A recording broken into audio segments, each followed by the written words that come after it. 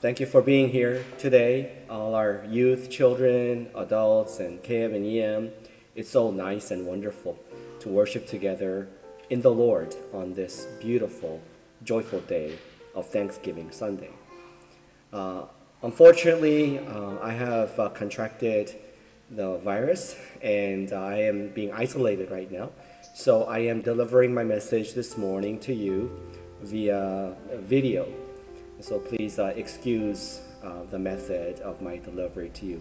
But on the other hand, we thank the Lord God for technology, for us to be able to worship together remotely as well. So I welcome you, everyone who is here on site and who is joining us remotely online. You're all welcome here. You belong here, and we are the family of God. I will from this point on speak in Korean, and for our English listeners, you can read the subtitles that will be inserted as the message flows through in Korean. 우리는 역사 가운데서 위대하고 용감한 믿음을 발휘했던 위인들을 알고 있습니다. 그런 분 중에 한 분이 독일의 목사님이시고 또 신학자인 디트리히 본헤퍼 목사님이 아닐까 생각을 하게 됩니다. 본헤퍼 목사님은 그가 나치 정권 아래 있을 때에 미국의 교수로 그가 초청을 받았다고 합니다. 그가 교수로 실제로 갔었습니다. 그런데 미국에 있다가 보니까 독일의 교회의 잘못된 방향들을 보면서 안타까운 마음 가운데 본인이 편하게 사는 것보다는 독일 교회와 함께 고난을 받겠다 하는 마음으로 스스로 자원해서 히틀러가 다스리는 나치 아래로 들어갔다고 합니다. 1933년도 독일 교회는 참 암흑기를 지나고 있었습니다. 교회가 잘못된 정부를 비판을 해야 되는데 정부와 교회가 하나가 되어서 히틀러가 그리스도다 하는 그러한 우리의 구세주, 사회적인 구세주, 경제적인 구세주다라는 가르침을 앞서서 가르치고 있었습니다. 이에 대항하여 본헤퍼 목사님은 그가 라디오 방송을 통하여서 히틀러 숭배는 우상 숭배이다 라고 강력한 연설을 했습니다. 그러자 잘리게 되었겠죠. 그는 방송에 출연하지 못하게 되었습니다. 그래서 아예 자기 원고를 신문에 기고를 했다고 합니다. 그러자 신문에서도 또 삭제가 당하게 됩니다. 나중에 본헤퍼 목사님은 그가 히틀러를 암살하고자 하는 사람들의 모임에 가담했다는 그러한 누명을 쓰고 결국에는 교수형으로 처해지게 됩니다. 그래서 1945년 4월 9일 새벽 플로셴비르크라는 수용소에서 그는 교수형으로 39세의 나이로 생을 마감을 하게 됩니다. 그의 비문에 이렇게 적혀 있다고 합니다. 디트리히 본헤퍼, 그는 형제들 가운데서 서 있는 예수 그리스도의 증인이다. Witness of Jesus Christ. 그는 그가 처형을 당한 날은 나치 독일이 패망하기 3주 전에 있었던 일이라고 합니다. 너무나 용감한 순교자의 이야기가 또 믿음의 용사의 이야기가 디트리히 본헤퍼 목사님의 이야기인 것을 우리는 알고 있습니다. 우리도 그러한 믿음이 불어올 때가 있지 않습니까? 조금만 힘들어지면은 마음에 의심이 생기고 낙심이 되고 조금만 기도 응답이 안 되면은 감사가 식어지고 또 상황과 환경을 사람을 의지하게 되는 우리의 연약한 믿음의 모습들이 있습니다. 사실은 우리가 어려운 상황을 막을 재간은 없습니다.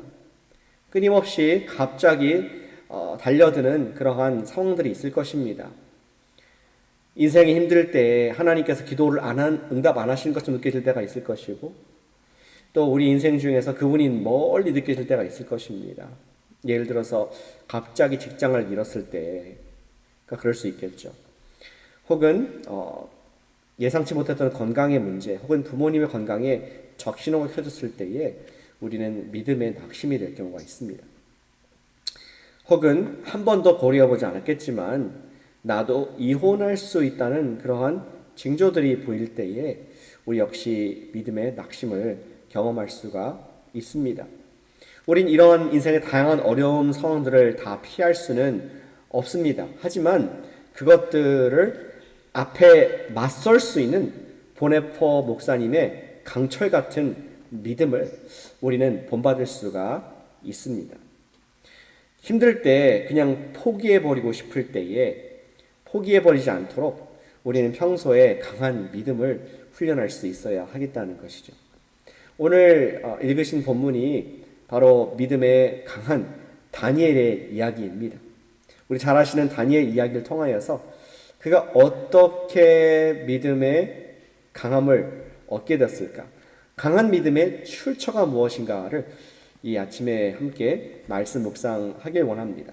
그래서 우리도 이 추수감사를 아침에 강한 믿음을 갖게 되는 수요자 되기를 축복합니다. 다니엘과 세 친구 이야기가 다니엘서의 이야기입니다. 그들은 바벨론 포로로 끌려왔고 하나님께서 사실은 성전이 지금 멸망이 당했고 민족이 위배를 포로로 잡혀왔지만 그 하나님께서는 이제 막 일을 시작하고 계신 것이었습니다. 예루살렘 성전은 파괴됐지만 이제 하나님의 영광이 바벨론을 통해서 더 밝히 드러나는 상황이 우리 다니엘의 이야기에 펼쳐지는 스토리들입니다. 하나님의 영이 함께 하신 뛰어난 다니엘은 바벨론을 이은 새 나라인 페르시아 바사의 왕 다리오에게서도 인정을 받는다는 내용을 우리 6장에서 볼 수가 있습니다. 다니엘은 유능한 인재였습니다. 비록 포로로 끌려왔지만 그가 지금 80살 가까이 됐는데 그동안에 많은 왕들과 리더들의 인정을 받아서 120개나 되는 주의 총리 3명 중에 한 명이었습니다. 얼마나 막강한 권력이었겠습니까? 그러다 보니까 복잡한 정계에서 많은 시샘과 또 다니엘을 음모하려는 계획들이 있었습니다. 그래서 우리 다니엘의 원수 관리들은 그런 법을 만들죠. 앞으로 30일 동안 다리오 왕 이외에 다른 신에게 기도하지 못하게 하자라는 기도 금지법을 왕의 도장을 찍게 하여서 통과를 시켜 버립니다. 그런데 다니엘은 오늘 읽으신 말씀과 같이 왕의 도장이 찍힌 것을 알고서도 계속 기도했다 하는 것이 우리가 읽었던 10절의 말씀입니다. 다니엘이 조서에 왕의 도장이 찍힌 것을 알고도 자기 집에 돌아가서 여전히 행했다라는 그런 이야기가 이루어지고 있습니다. 그것도 하루에 3번이나 감사 기도를 드렸다는 것에 우리가 주목을 해보길 원합니다. 그는 80이 넘은 노인으로서 이제 하나님을 섬기지 말라 이러한 법에 현혹될 눈치를 볼 입장이 아니었습니다. 바사의 관료들은 이것을 지금 꼬투리를 잡았습니다. 그들은 하나가 되어서 왕에게 가서 기도하는 다니엘을 고발해 버립니다. 11절에 그렇게 기록되어 있습니다. 그 무리들이 모여서 다니엘이 자기 하나님 앞에 기도하며 간구하는 것을 발견하고 또 13절에도 보니까 이렇게 똑똑하게 관리들이 말하고 있습니다. 그들이 왕 앞에서 말하여 이르되 왕이여 사로잡혀온 유다 자손 중에 다니엘이 왕과 왕의 도장이 찍힌 금령을 존중하지 아니하고 하루 3번씩 기도하나이다 하니 우리 관료들이 먼저 나서서 그들이 지금 다니엘이 기도하고 있다는 것을 관찰을 했고 또 다니엘을 고발하는 상황을 우리 볼 수가 있습니다. 참 자세히도 보고 있었던 것 같습니다. 매의 눈으로 다니엘을 감시하고 있었던 것이죠. 다리오 왕은 그제서야 알게 되었습니다. 왜 관리들이 다리오 왕에게만 기도하는 법을 통과시켰는지 알게 되었습니다. 다리오 왕은 다니엘을 좋아했었거든요. 그런데 그의 손으로 직접 다니엘을 처형하게 생긴 그러한 형국이 되었습니다. 결국 다리오는 하는 수 없이 그를 사자굴에 던져 넣을 수밖에 없었습니다. 자충수에 빠진 다리오 왕은 자신의 능력의 한계를 깨닫고 내가 왕이지만 120개의 주를 통치하는 황제이지만 내가 능력이 없다 하면서 다니엘의 하나님이 구원하실 것이다 라고 다니엘의 하나님께 믿음을 갖는 그러한 놀라운 이야기를 다리오가 합니다. 그러나 평소에 다니엘을 아꼈던 다리오는 그날 밤 한숨도 자지 못하고 걱정을 하게 됩니다. 그는 밤새도록 고민을 하다가 아침 밝을 때에 그가 다니엘의 생사를 확인하고자 하는 급한 마음으로 그 사자굴에 가고 거기에 대고 소리를 외치고 있습니다. 살아계시는 하나님의 종 다니엘아, 네가 섬기는 하나님이 사자들에서 능히 너를 구원하셨느냐. 이에 깊은 굴에서 반가운 소리가 들렸습니다. 나의 하나님이 이미 그의 천사를 보내어 사자들의 입을 봉하셨으므로 사자들이 나를 상해하지 못하였사옵나이다. 다니엘은 승리를 외치고 그 굴에서 나오게 됩니다. 그리고 이어진 이야기는 다리오 왕은 그 다니엘을 모함했던 관료들과 가족들을 다 사자굴에 넣어서 멸하였다. 그래서 하나님을 찬양하는 다리오 왕이 되었다는 이야기로 오늘 끝을 맺게 됩니다. 다니엘은 강철과 같은 믿음을 발휘하여 어려운 상황을 믿음으로 이기는 승리를 경험을 했습니다. 그렇다면은 우리 다니엘의 강한 믿음은 어디에서 나왔을까요? 우리가 잘 아는 이야기인데 자세히 우리가 다시 한번 다니엘의 믿음의 강철 믿음의 출처를 확인해 보길 원합니다. 그 답은 우리가 앞서 읽었던 6장 10절 말씀에 나와 있습니다. 다시 보시면은 다니엘이 이 조서에 왕의 도장이 찍힌 것을 알고도 자기 집에 들어가서는 윗방에 올라가 예루살렘으로 향한 창을 열고 전에 하던 대로 하루 3번씩 무릎을 꿇고 기도하며 그의 하나님께 감사하였더라. 아멘. 다니엘의 강한 믿음의 출처가 어딘지 확인하셨습니까? 그것은 그가 평소에 하던 대로 하루 3번 무릎 꿇고 기도한 것, 특별히 감사 기도한 것이 다니엘의 강력한 강철 믿음의 출처였다는 것을 말씀해 주고 있습니다. 강철 믿음은 감사의 기도를 통해서 차곡차곡 쌓여져 간다는 것입니다. 무엇을 위해 감사 기도를 했을까? 무엇을 인하여 감사 기도를 했을까? 우리는 그러한 생각을 해보게 됩니다. 우리 컨텍스트를 보니까 다니엘이 예루살렘을 향해서 3번 기도했다. 예루살렘 성은 예루살렘 성전이 있었던 그것을 상징하는 것이죠. 솔로몬이 봉헌을 할 때, 하나님의 성전을 봉헌식을 할 때에, 헌당했을 때에 솔로몬의 기도 내용을 바탕으로 다니엘은 기도를 했던 것입니다. 우리 9절에 열왕기상 8장 48절 49절 말씀에 이렇게 우리 솔로몬 때 말씀이 있었습니다. 자기를 사로잡아간 적국의 땅에서 내가 주의 이름을 위하여 건축한 성전 있는 쪽을 향하여 주께 우리 백성들이 기도하거든. 주여, 주는 계신 곳에서 하늘에서 그들의 기도와 간구를 들으시고 그들의 일을 돌아보시오며. 이 기도는 아마 다니엘이 익히 알고 있었던 기도였고 그가 포로로 끌려온 지난 70년 동안 계속 했던 기도였을 것입니다. 그가 지금 구원을 위해서 기도한 것이죠. 민족의 구원을 위해서 기도했는데 그것은 어떤 원망의 기도 혹은 애절한 그런 기도가 아니라 감사의 기도였다라고 본문에서 말씀해 주고 있습니다. 다니엘의 기도는 당장에는 매우 지금 힘든 현실이었지만, 포로라는 힘든 현실이었지만 하나님께서 당신의 구원을 궁극적으로 언젠가는 이루실 것을 믿기에 다니엘은 현실의 아픔 속에서라도 작은 일에 감사를 드릴 수 있었습니다. 그렇습니다. 다니엘의 기도는 하나님께서 그곳 포로의 나라에서도 이루고 계신 크고 작은 일들을 인한 매일 드린 감사의 기도였던 것입니다. 그는 정말로 꾸준한 감사 기도를 했는데 얼마나 꾸준했는지 그것은 원수들도 인정할 만큼이었습니다. 아까 3번이나 언급되어 있지 않습니까? 다니엘이 정말 알고도 예루살렘 향해서 3번 감사 기도했다. 또 원수가 말합니다. 왕이여 이 사람이 3번 기도했습니다. 또 한 번 얘기합니다. 왕이여 이 사람이 3번 이렇게 했습니다.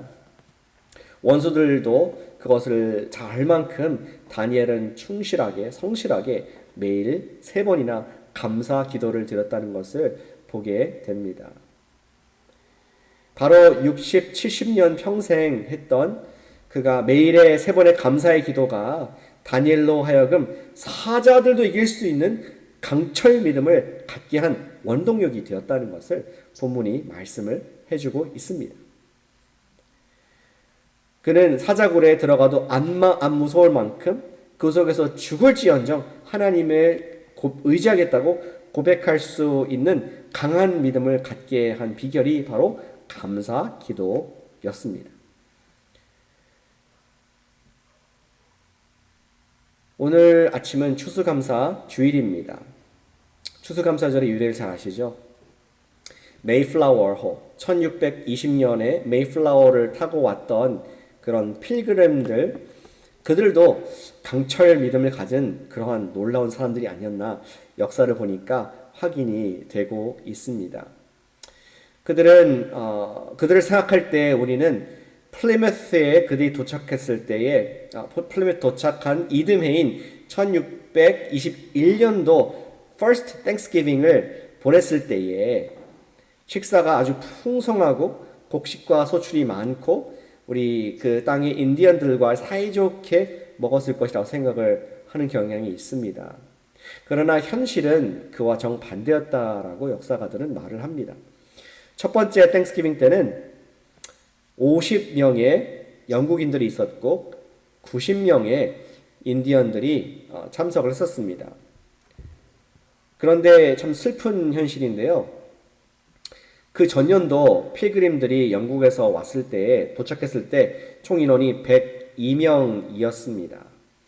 그런데 첫 3개월 만에 반 이상들이 첫 겨울을 지나면서 전염병으로 다 죽게 됩니다. 그리고 결혼한 가정들 중에서 남편과 아내가 쌍으로 계속 살아있는 쌍이 겨우 3쌍밖에 없었다라고 합니다. 또한 그들의 식탁이나 음식도 대단한 것이 아니었습니다. 필그림들이 영국에서 가져와 심은 그러한 작물들은 모두 죽어서 실패를 했고 겨우 인디안 스관토의 도움으로 20에이커의 옥수수만 겨우 건지게 되었다고 합니다. 그것을 지금 식탁에 내놓은 것이죠. 그리고 우리가 트래디셔널 생각하는 칠면조보다는 아마 바다에서 잡은 해산물과 또 인디언들이 가져온 사슴고기가 더 많았을 것이라고 합니다. 우리 땡스기빙 한번 생각나는 펌프킨 파이보다는 야생에서 따온 베리가 더 많았을 것으로 생각이 됩니다. 이렇게 좀 초라하고 한편으로 슬픈 첫 번째 땡스기빙이었지만 그럼에도 불구하고 그들이 왜 이러한 땡스기빙 식사를 하나님 앞에서 하게 됐을까요? 그것은 하나님께서 1년간 그들에게 이루신 크고 작은 감사한 일들을 기념하기 위한 것이었습니다. 비록 거대한 성취는 아니었지만 하나님께서 우리 여기까지 부르셨다. 그리고 앞으로 하실 것이다. 그리고 이러한 작지만 열매들이 있었다 하는 것을 우리 새로운 친구를 만들었다 하는 것을 고백하면서 첫 번째 믿음의 감사 식사를 한 것이 바로 땡스기빙 식사였다고 합니다. 감사의 영성이 있는 강철 믿음의 필그림들이 있었기에 오늘날 우리도 이렇게 혜택을 누리고 있는 부강한 미국이 있게 된 것이라고 믿습니다. 사랑하는 성도 여러분, 강철 믿음을 갖길 원하십니까? 아멘. 저는 강철 믿음을 갖길 원합니다. 하루 3번 감사하는 그러한 습관을 신앙을 가지시기를 축복합니다. 우리는 오직 예수님께서 이미 그분의 십자가 부활로 영혼의 구원을 받은 사람들입니다. 영원한 우리 구원이 약속이 되어 있습니다.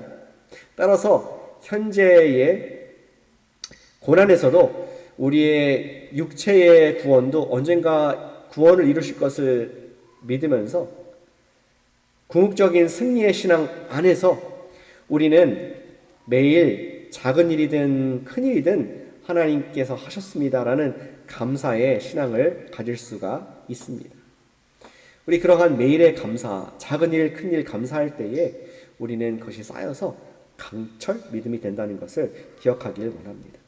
저도 이번 추수감사 주일을 맞으면서 여러 가지 만감이 교차합니다. 믹스드 필링들이 있습니다. 지난 목요일에 코비드 양성으로 검사 결과가 나왔을 때에 마음이 아찔하더라고요. 지난 주말과 주중에 만난 성도님들이 걱정이 되었습니다. 그런데 오히려 감사할 거리를 일부러 찾으니까 기쁨이 생겼습니다. 꽤 많이 있더라고요. 5개를 적어봤습니다. 첫 번째, 팬데믹의 초기가 아닌 끝 무렵에 제가 코비드에 걸린 것이 감사하더라고요. 무슨 말입니까? 지금까지 지내온 것 하나님의 은혜라. 지금까지 안 걸리게 하신 것 감사하고, 또 많은 분들이 코비드 백신을 맞은 상태에서 방비가 된 상태에서 걸리게 하신 것 감사가 나오더라고요. 두 번째, 또 저도 증세가 그렇게 심하지 않은 것을 감사했습니다. 이렇게 영상으로 설교할 수 있을 만큼 건강함을 감사하게 되었습니다. 또 세 번째, 우리 은혜반 어르신들이 오늘까지 모두 건강케 하심이 감사합니다. 우리 은혜반 어르신 감사합니다. 아멘. 감사합니다. 또 네 번째, 영상으로 설교를 하며 실시간으로 현장으로 온라인으로 현장으로 우리 실시간으로 안전하게 예배드릴 수 있음을 감사가 나오더라고요. 3년간 우리 닳고 다른 우리 훈련된 우리의 모습들이 아니겠습니까? 우리 온라인 또 현장 예배 안전하게 드릴 수 있음을 감사하게 되었습니다. 5번째, 이런 감사가 나오더라고요. 제가 교회에 못 나오더라도 함께 예배를 인도할 수 있는 동역자, 사역자님들이 계신 것, 그리고 우리 평신도 리더들이 계신 것이 얼마나 감사한지 주님께 감사로 제 마음을 채우는 시간을 이번 주에 갖게 되었습니다. 막상 감사를 적어보니 마음에서 믿음이 불끈불끈 솟아오르는 것을 느끼게 됩니다. 이번 추수감사절 주간에 감사의 일기를 함께 적어보시는 것을 권면을 드립니다. 매일 감사한 것 3가지 적을 때에 우리는 강철 믿음을 갖는 시작을 할 수 있게 될 것입니다. 이번 추수감사절을 계기로 우리가 매일 다니엘과 같이 3번 감사함으로 말미암아 나중에 우리가 삶 가운데 혹시 사자가 올지라도 그것을 우리가 그 입을 꽉 막을 수 있는 강철 믿음의 소유자 다 되시기를 예수님의 이름으로 축복합니다. 아멘. 기도하겠습니다.